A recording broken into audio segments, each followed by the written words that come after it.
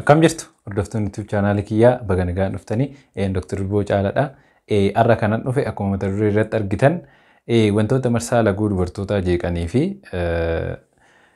yeroo kam immoo jeeqamuun marsaa laguu dubartootaa nama yaachisa yookaan immoo hakimaan laalamuu yeroo kan barbaachisaa kan jedhuun isinitti himuu dhufe. Egaa akkuma beekamu marsaa laguu dubartootaa yeroo hedduu jeeqamee isaan rakkisaa. Especially immoo dubartoota kondishinoota tokko jalatti haalota tokko jalatti numaayyuu haallitti ibin mallattoo dhukkubaarree ta'u hin jiraata. Haallitti immoo fiiziyooloojik yookaan immoo jeeqamuun marsaa laguu sun haallitti inni fayyaalessummaarree ta'u ni jira jechuudha. Kanaaf har'a anis kanan dhufe marsaa laguu maaltu jeeqaa? Akkasumas immoo jeeqamuun marsaa laguu kun hangamitti acceptabilidha yookaan immoo hangamitti wal'aansa barbaachifne akkasumas immoo yoo maal ta'e yookaan immoo yoo akkam ta'e wal'aanamuu barbaachisaa kan jedhu isinitti muufan dhufe. Isinis gaa warri chaanaalii keenyaaf har'a dhuftan welcome jenneerraa YouTube chaanaalii keenya subscribe godhuudhaan maatii nuu ta'a. Hanga dhuma sagantaa keenyatti nu wajjin tura.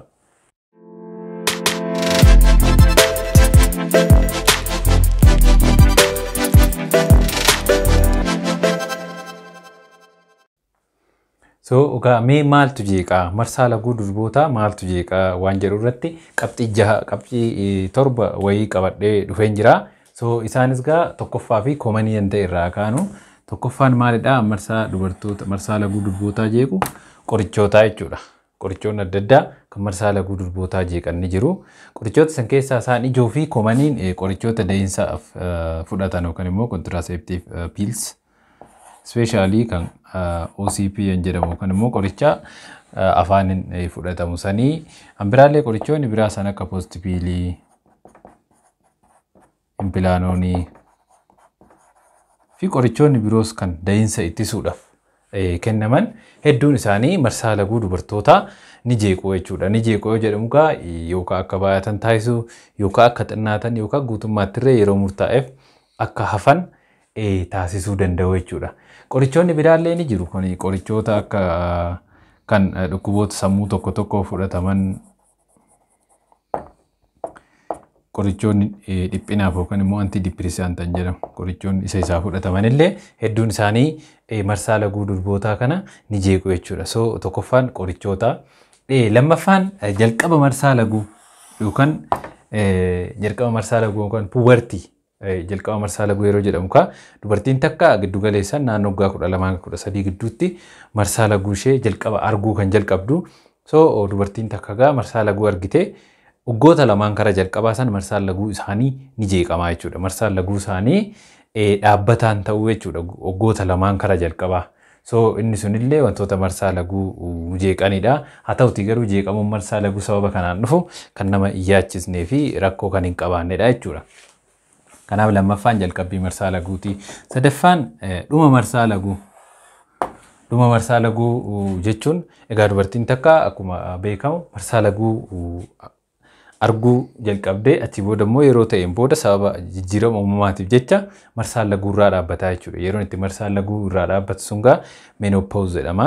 Achi booda marsaan laguu hin argitu jechuudha. Kanaaf dubartoonni waggoota 5 kara marsaa laguu irraa dhaabbachuudha gaafa ka'u akka yeroo dura marsaan laguu duratti dhufuu sanitti jeeqamuu jalqabaa jechuudha. Kanaaf naannoo menopausal state irratti yookaan immoo perimenopausal state yeroo jedhamu irra yeroo gahan yookaan tibba marsaan laguu irraa deemuudhaaf qophii irra jiru sanirra yeroo gahamu marsaan laguu durbootaa ni jeeqamaa jechuudha. Inni kunillee gaa waan nama yaachisu hin qabu jechuudha. Dubartoonni yeroo marsaan laguu isaanirraa deemuudhaaf gaafa ga'u ispeeshaalii waggaa 45 boodatti yoo marsaan laguu kan jeeqame ta'e mallattoon biraa yoo hin jiraatin tarii marsaan laguu sun deemuudhaaf waan ta'eef nama yaachisu jechuudha. Kanaaf dhumni marsaa laguullee wantoota marsaan laguu akka jeeqaman godhu keessaa tokkodha jechuudha. Sababni biraan marsaa laguu durbootaatti jeeqamuuf jijjiirama ulfaatinaa saffisaan dhufe. Kana jechuun ulfaatina garmalee argachuu fi ulfaatina garmalee hir'isuu lamaan isaayyuu marsaan laguu dubartootaa akka jeeqamu ni taasisaa jechuudha. Kana yoo jedhamu dubartiin tokko saffisaan ulfaatina guddaa yeroo hir'iste akkasumas immoo yeroo gabaabaa keessatti ulfaatina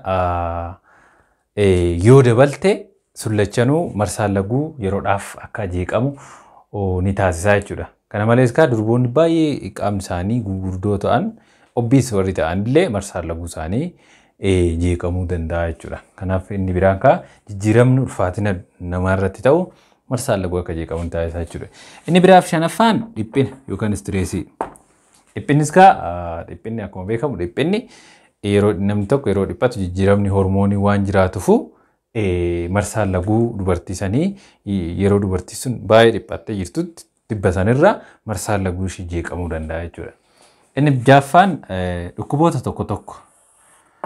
dhukkuboonni tokko kan marsaan laguu akka jeeqaman taasisan jiru isaanis dhukkuboota baay'inaan dhukkuboota gadaamessaa wal qabatanii keessattuu dhukkuba polycystic ovarian syndrome kan jedhamu wayii ni jira. Inni sun yeroo jiraatu akkasumas immoo dhukkubni cubaatillee yeroo jiraatu marsaan laguu durbootaa akka jeeqaman taasisa. Kana malees dhukkuboonni akka endometriosis kan jedhaman endometriosis jechuun gadaamessi dubartii tokko bakka silaa jiraachuu qabu dhiisee bakka biraa yeroo jiraatu waan akkanaa ni jiraata jechuudha. Kanaaf dhukkuboonni tokko illee waan kana fiduu danda'u jechuudha. Yeroo akkasii yaalamuu barbaachisa. Karaa boodatti isiniifan kaasaa yeroo mallattoo dhukkuba biraa ta'u marsaan laguu jeeqamuun kun yeroo mallattoo dhukkuba biraa ta'u jeeqamu wal'aanamuu barbaachisaa jechuudha. So inni dhumaatiif torbaffaan harma hoosisuudha.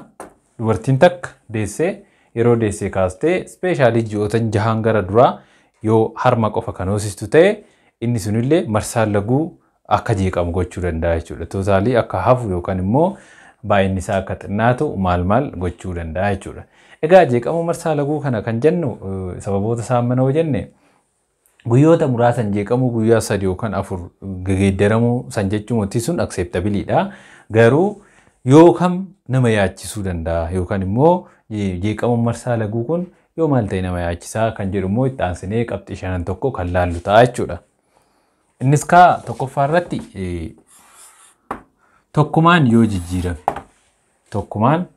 yoo jijjiirame kana jechuun marsaan laguu dubartii takka ispeeshaalii waggaa 45 gadi kan taate fi kan duraa silaa yeroo isaa eeggatee otoo itti dhufu yeroo gabaabaa keessatti takkumaan marsaan laguu kan jeeqame yoo ta'ee fi umurii ishii waggaa 45 gadi yoo ta'e rakkoo ta'uu danda'a jechuudha. Dhukkuba ta'uu waan danda'uuf isa san laalamuu barbaachisaa jechuudha. Kanaaf saffisaan kan jijjiiramu yoo ta'edha.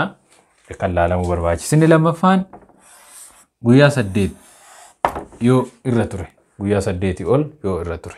Egaa akkuma beekamu marsaan laguu inni sirriin kana dura waa'ee marsaan laguu kana dura isinitti waan himee tureef isa irra deebi'uun barbaanne marsaan laguu dubartii takkaa guyyaa 3 haga 8 irra turetti dhufee ta'ee haa ta'uti garuu guyyaa 8 ol yoo irra ture mallattoo dhukkuba biraa waan ta'uu danda'uuf yaalamuu barbaachisaa jechuudha. Kanaaf guyyaa 8 ol yoo irra ture laalamuu barbaachisaa jechuudha. Inni sadaffaan turtii guyyaa 21 hanga 35tiin ala yoo ta'e. Kana yoo jedhu kana dura akkuma isinitti hime ammas marsaan laguu dubartii takka guyyaa 21 fi 35 gidduutti itti dhufuu qaba. Guyyaa 21 fi sanaa olii fi fakkeenya guyyaa 21 hanga 35 gidduudha itti dhufuu qaba. Kana jechuun dubartiin takka guyyaa 21 tokkoon yoo itti dhufellee akkasuma guyyaa 35 yoo itti dhufe gidduu kanatti itti dhufuu qaba jechuudha.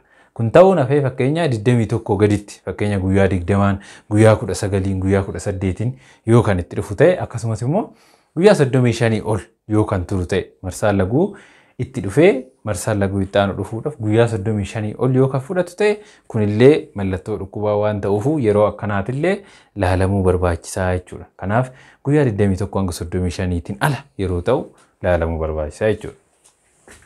Haalli arfaffaan itti namni laalamuu qabu garaagarummaa guddaan yeroo jiraatu. Garaagarummaa guddaan yeroo jiraatu. Kana yoo jedhamu fakkeenyaa marsaan laguu duraan itti dhufurraa naannoo guyyaa 20 oliitiin yoo kan geeddaramu ta'e significant inni kunillee evaluate ta'uu hakimaan laalamuu barbaachisaa jechuudha. Kanaaf garaagarummaa guddaan kan duraarra yoo jiraatu takkumaan amma kana garaagarummaa naannoo guyyaa 20 sanaa olii yoo jiraatu inni sunillee laalamuu barbaachisaa jechuudha. Inni biraan fi kan dhumaa yoo dahiinsi barbaadame dubartiin takka dhala godhachuu baay'ee kan barbaaddu ta'e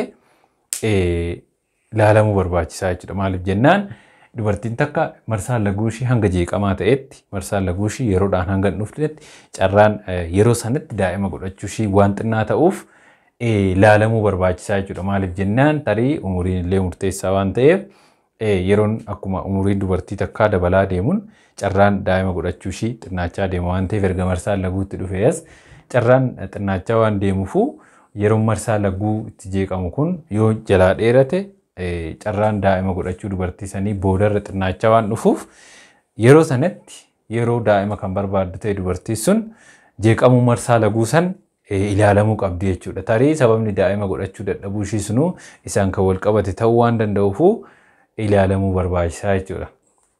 Kanaaf har'aani kanumaan isinitti himuu dhufe tarii wanti isiniin galiin hoo jiraate kommentii jalatti nu barreessatoo yeroo biraa immoo irratti viidiyoo hojjennaa.